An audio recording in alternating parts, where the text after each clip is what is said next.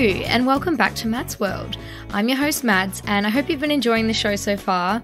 If you have, it would mean loads to me if you could subscribe, rate and review the podcast on your favourite listening platform. More importantly, if you do like the show, sharing it with mates is a great way to support Mads World, so get chatting with your mates. This week, we chat about the highs, lows, and everything in between of a career creating subscription-only online content through platforms such as OnlyFans. If you aren't already aware, OnlyFans is an online content sharing platform, popular in the adult entertainment industry and commonly used by sex workers. Celebrities, influencers, and creators can use it to share private videos, photos, and even a chance to chat one-on-one for a fee. I recently spoke to a mystery guest, who is one of OnlyFans' top content creators in the UK, about their experiences and all of your questions that you submitted through Instagram. I think it would be irresponsible of me not to flag this, but please do not use this interview as advice on how to start an OnlyFans account. If you are thinking of launching a platform of your own, please consider the repercussions that can occur and the ripple effect that posting imagery of yourself online can have across the course of your life. It's important to note that not everyone on OnlyFans is as successful as our mystery guest, so please keep that in mind if you do feel inspired to pursue this kind of career. So without further ado, here is my chat with our mystery guest. Hello, mysterious stranger. Hi. How are you? I'm good. How are you? I'm really good. So how did you and I first meet? I think we met through a friend of a friend at a park one day. Yep, at a park one day. Very mysterious. So mysterious. You took me to wee in the alleyway. Beautiful. That's very London Fields. Definitely. So how would you describe your job? I think I would describe my job as helping people to realise their fantasy, helping them to understand what they really want in life, experimenting, a bit of that, bit of everything. Yeah, bit of fun. And how did you start out in the industry that you're in? It's kind of weird because maybe like 3 years ago, I never would have thought that I would do what I do today. But it was kind of like small steps that led me to it. So I just sort of started filming myself having sex because I genuinely enjoyed it. Like I thought it was kind of hotter to watch the videos after more than it was actually to do it in the first place. Like I found the videos hotter than the sex in the first place. Okay, and that sort of led to it. Yeah, and then but it's like stages. So that was like the first stage, and then I kind of got some sugar daddies that gave me money to see these videos as well, and then it kind of led to going further and making actual like porn for OnlyFans. So it's kind of like every step is like a little, like you're dipping your feet in. Okay, yeah. And is it your only job at the moment? It is now. It wasn't when I started. When I started, I didn't really think I was going to make that much money. I was like, oh, I'm just going to do it for fun, see what happens. I have some videos already, so I might as well see if I can make some extra cash off them. And then it just kind of escalated, and now obviously in the pandemic I actually got made redundant. So it was kind of lucky that I did this before that. Like it wasn't like a plan, but So when you got made redundant then in the pandemic, was it already blowing up, or is that when you started putting lots of time and energy into it and that it sort of became more of a career? No, it had already gotten quite big, and I was kind of just going with the job that I had before that because I was on furlough. So I was like, I might as well just not do anything with that and keep getting that extra cash. But I did kind of do it in the first place as like a backup plan. I was like, you never know what's going to happen.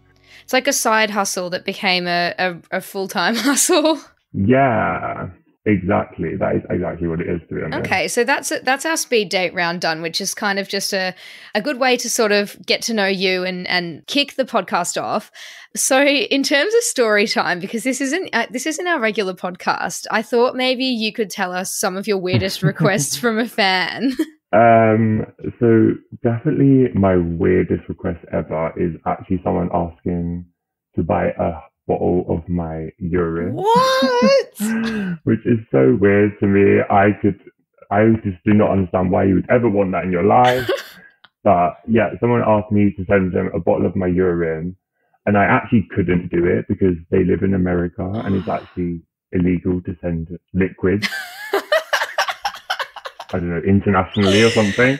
So yeah, I was like, sorry, I actually can't do that. I would happily send you my we if I could, but I can't because international law doesn't let me. Wow. But it's very strange. That's I could insane. never imagine asking for someone for a bottle of a wee myself. Like, it's just weird. Everyone has their own fetish. Because yeah, obviously you said that they live in America. So do you get on OnlyFans like a bit of a gauge where people are from? Like, where is most of your fan base based? Yeah, so you can, there's actually like a section on it where you can track where all your followers are from. Like, you can see the exact number. And I feel like most of my fans are from America. I don't know why. I just feel like America has, like, they're a lot more freaky, maybe. A lot more freaky. And I reckon it's probably to do with the English accent as well. Maybe. I mean, so my top three countries is America is number one, then England is number two, and then number three is Russia, which is weird. I don't understand it. Yeah, that is weird. Russia's freaky.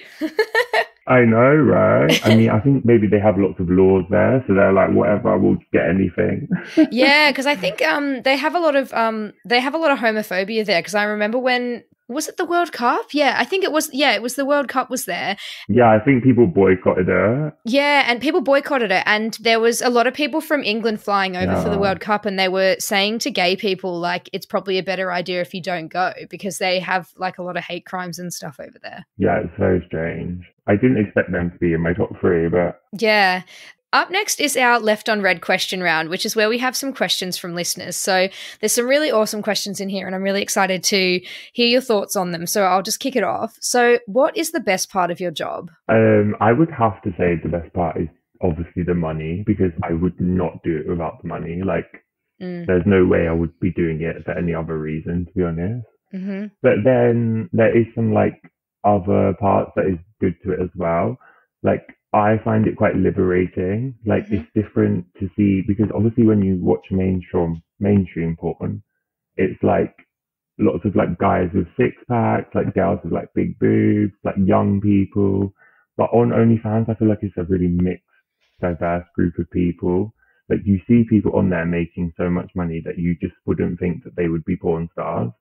And I think that's why it's quite popular, to be honest, because it gives people the opportunity to explore other areas that they don't get from mainstream porn. Yeah, that's really interesting. I guess, maybe people, like, mainstream porn is more polished and everything, and they're kind of getting stars to do it that have the body type that people think that people want, when in reality people sort of enjoy seeing, like, people that look like them, or people that look like their girlfriend or their partner or their boyfriend or whatever, like real people. Yeah. So yeah, that's super interesting. Like, and obviously after the money side, I think that's the main thing that I enjoy. Like, that's the thing that I got from it that I didn't expect to get from it, is like seeing all these different aspects of porn, like all these different bodies, which is fun, to be honest. Like, I like it. Yeah. And have you made any friends on there through that? Like, have you, like, connected with other OnlyFans people, like creators and stuff? I haven't really made any friends with like big creators, because I find that they can be quite bitchy, but I have made friends with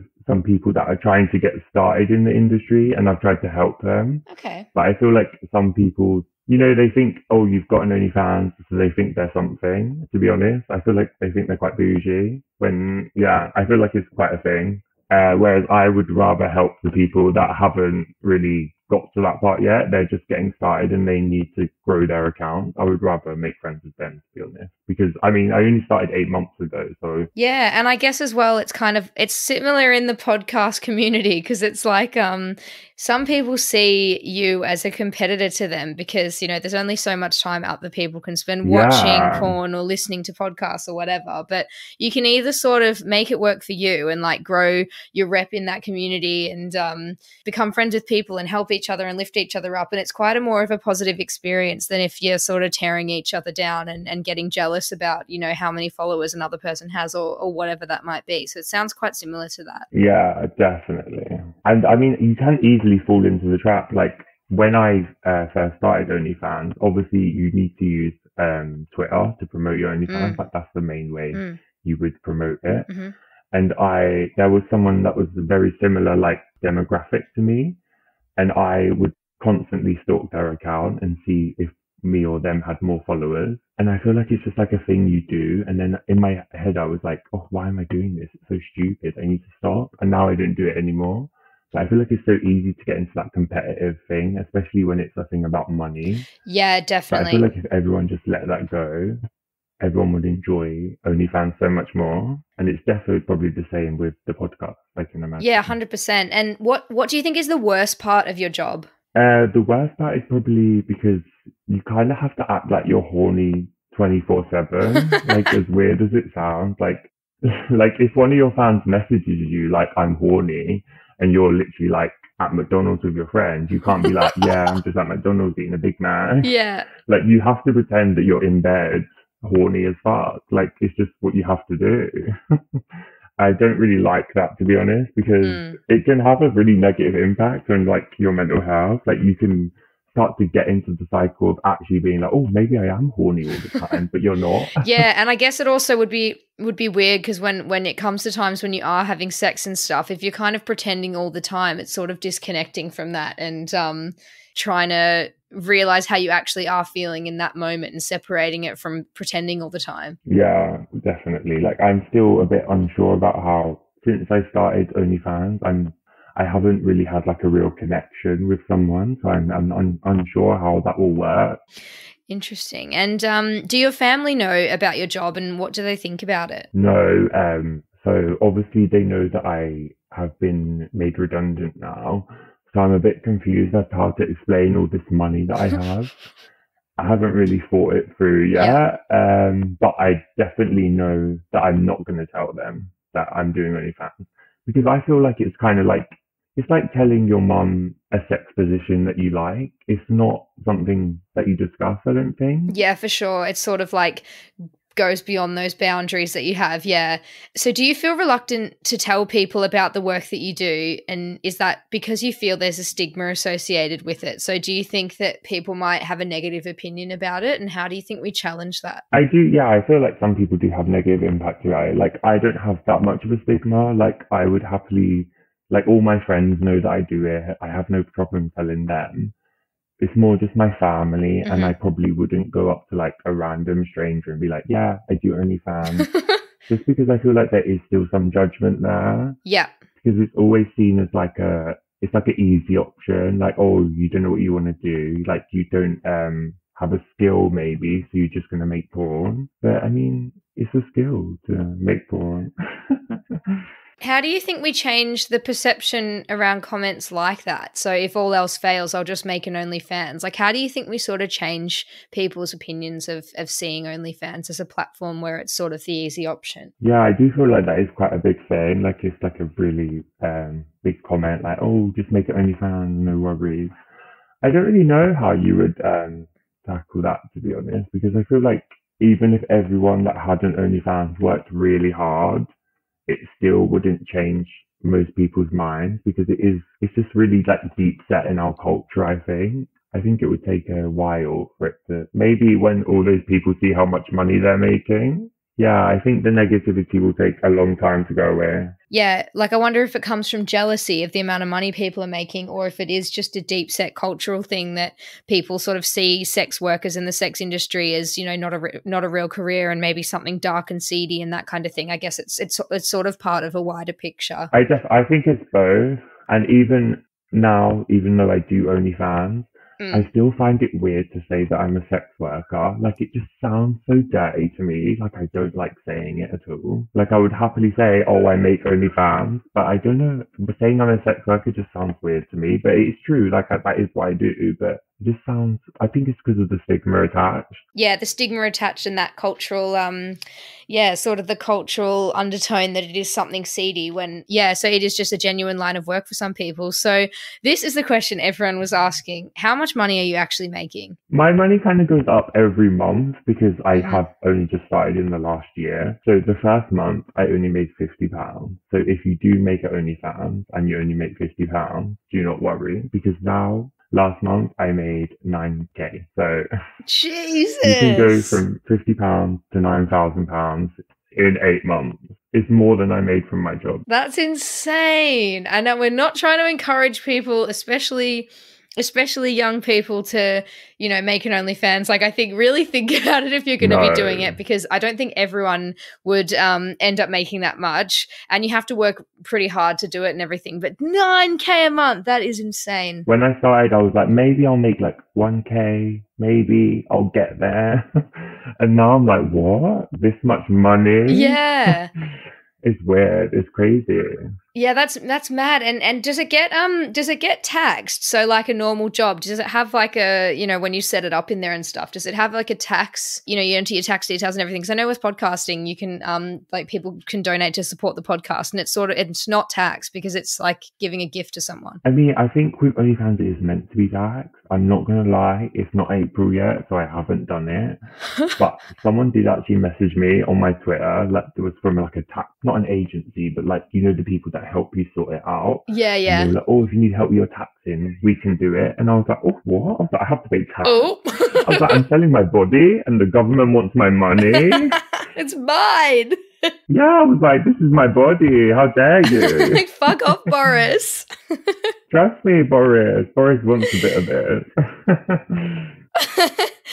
Oh, I love that. Okay, well, our next question is, how do you find inspiration for original content, and how much preparation and time does it actually take to come up with that? So most of my inspiration probably comes from other creators, to be honest. Like, I love to see what people that have been doing it longer than me are doing. The main thing I look for inspiration for is kind of like angles of the video camera. And I think the longest part about like setting up a scene, like especially a sex scene, if it's not like a solo scene, if it's like you and someone else, is more just arranging the time when you're both free. Like, to get that person that actually wants to be in a porn and to be free at the same time as you is quite difficult, to be honest. Yeah, I can imagine. I guess as well, something I've just thought of, which is quite good, is that traditionally porn websites, like I can't imagine that all the people that upload porn to things like Pornhub are getting paid for all of the videos they do. So this is really giving power back to the creators. Like it's giving definitely so much, you know, back to the people that are putting in the hard work and making the porn for everyone who wants to watch it to enjoy. It sort of, you know, takes the reins away from those big distributors and gives it back to the people, which is quite a nice idea, I suppose. Yeah, and like 2 months ago, like an actual like main porn account messaged me and was like, oh, do you want to do like a full porn, like a video for us? And I was like, no, because in my head it's different. Like, if I do a porn for you, I'm helping you to make money, whereas me making my own real amateur porn for people to enjoy is me actually having fun and making money from it. Like, I don't want to do a porn scene where you tell me I have to have sex with this person and then you make money off it and I make a little bit of money. I feel like it's so different. And it's giving money back to the little guy, like... Definitely. So why do you think subscription services like OnlyFans are becoming so popular when there's access to infinite amounts of free porn online? So we touched on this earlier when you said that you think it's to do with highlighting those normal body types, like a bit more of a personal relationship. Why do you really think it is so popular? I definitely think it's do with what I said earlier about like the real people, like it's real bodies. And I mean, even for me, before I started doing OnlyFans, I always used to watch amateur porn. I just feel like it's so much more interesting. Like, it's much more hot to me. I don't know why, but I just feel like amateur porn is better because it's like a real connection. Like, you're seeing two people that actually want to have sex with each other, like not two people that are getting paid to have sex. And it's not as orchestrated. Like, you can't imagine a camera crew there and everyone, you know, watching and that sort of thing. And I remember a guy that I met when I was traveling around Spain. He was from America. He said one time his friend was going to be in a porno and he was like, oh, do you want to just come along and, you know, they'll give you a bit of cash and you can just go in the background. And he was like, yeah. And the amount of stuff that he told me that was just totally made up. Like, he was just sitting in the back and he had to like grab this girl's boobs and then they'd go cut. Yeah, they have like fluffer girls, man. Yeah, and they had like big you know, bottles of fake like bodily fluids and stuff. They were like spraying sweat on people with like spray bottle. Like, it was all so like fake and glamorous. So yeah, probably what you said about just it being more realistic and stuff, because it's the sort of stuff that people imagine with their, you know, first sexual experiences, or that people that look like their girlfriends or the boy they have a crush on or whatever. Like, it's probably more realistic for people than watching, you know, more polished porn online. Yeah, definitely. And I just feel like it's so fake. All the porn online is just so fake. Like, I genuinely myself don't enjoy it, so I guess a lot of other people don't enjoy it. That's why they come into OnlyFans. Yeah. So our next question is, would you ever meet a fan? I personally, I would if I was genuinely attracted to them, and I would do it for free, but I wouldn't have sex for cash. It's just something that is off limits for me. And I do get a lot of requests for it every day, basically. But I always say no, it's just not something I would do. I guess it's just if it's outside your personal boundaries, and it sounds like, you know, you've got your head screwed on in terms of like what you will and won't do and everything. So yeah, I guess it's just up to the person. It's a super personal decision and everything. Yeah, definitely. Our second last question is, what do the people you're dating think of the work you do, and do they ever get jealous? So personally, I have kind of had given up on dating before I started OnlyFans. It's just not something that I'm that bothered about. So to do OnlyFans is kind of like I was only meeting people to have sex, to be honest, before that anyway. So, but I can imagine that I wouldn't want to date anyone while I'm doing it. And if I did, I would want them to be involved in it. But then, because there is a lot of couples that do it, but then also in my head, I don't want to be in a couple that does OnlyFans because I feel like that's private, like that's you having sex with someone you love. Whereas now I'm just having sex with people that are hot. So it's very different. Yeah. How do you find other people to have sex with? Is it on Grindr or is it through OnlyFans? Yeah, so I use Grindr, I use Twitter, I use Fab, I use Twitter, I use anything. As long as they're hot, I don't care where they're coming from. You hear that, people? Mad's World is just the new place to find people to have sex with. People that don't have Twitter, if they want sex, get Twitter. If you want to find hot people to have sex with, make a Twitter. Post one nude, you will get so many people wanting to have sex with you. That's my top tip. That's a top. See, we learn things on Mad's World every single week, people. So come back for more hints and tips about how to have sex with hot people. So our last question is, do you think that there's longevity in OnlyFans as a career, or can you see it changing into something else? And would you ever consider a different career? Like, would you go back to another career? I guess that's a whole different question. I mean, I think there can be longevity in it. Like, I have seen some fit milfs that have OnlyFans. They're hot as fuck. I mean, the cock destroyers, they're not exactly young, are they? They have OnlyFans. No offense to them. Hope they don't drag me now. They're going to treat me like this little bitch. It's all right. It's a mystery guest. Yeah, that's true. I forgot. Anonymous. But yeah, I think any age you can have OnlyFans. But for me personally, I have actually got like a 10-year plan, and I hope to give it up in 5 years. I feel like that's my limit because, I mean, you can only be horny every day for so long. Yeah, before it really fucks with your head. So what, if you don't mind me asking, what's in the pipeline in the 10-year plan? Like, are you hoping to go back to something that's considered more of a mainstream or a normal career? And do you think that the work you're doing at the moment, do you think that would have an effect on it? I don't, to be honest, because my actual OnlyFans is anonymous. So, like, I don't show my face. So I don't think it can have any impact on my life, hopefully. But I mean, you're always taking a bit of a risk when you're posting videos of you getting fucked on Twitter. But I'm hoping to save enough of the OnlyFans money that I can turn it into something to invest in, like a house, and then sell that house and then make more money, or maybe like stocks or something. I just hope to make enough money that I can act like I'm rich and invest money. I feel like that's the plan. We'll see how it goes. Yeah, for sure. Well, that is all of our questions, and this was honestly one of the most eye-opening episodes I've ever done. So thank you so much for joining Mad's World, and I think this episode is going to blow up a bit because I think it's something everyone is so curious about. And Definitely. To be honest, when I was doing research about this episode, there wasn't as much online about the behind the scenes and stuff as you would think. Like, there's a couple of podcasts and everything, but I don't think lots of people know someone who does OnlyFans because, as you said, it's like yours is private. Like, it was, I had to do a call out on Instagram to find someone. So yeah, super great stuff. So yeah, thanks for joining the show. No worries. And I'm happy to come back for a part 2. If people love it, why not? Get some more questions coming. Oh, shit. That's a great idea. Yeah, if you do have any more questions for our mystery guest, then submit them through madsworld.co or through my Instagram at madsworld.mp3. And yeah, we can potentially do a part 2. And great. All right. Well, thanks so much for joining the show. Thank you. Bye. I hope you enjoyed my chat with our mystery guest. Please get in touch with me at madsworld.mp3 on Instagram or madsworld.co. And remember to subscribe, rate and review the podcast on your favourite listening platform. Love and elbow taps. Peace.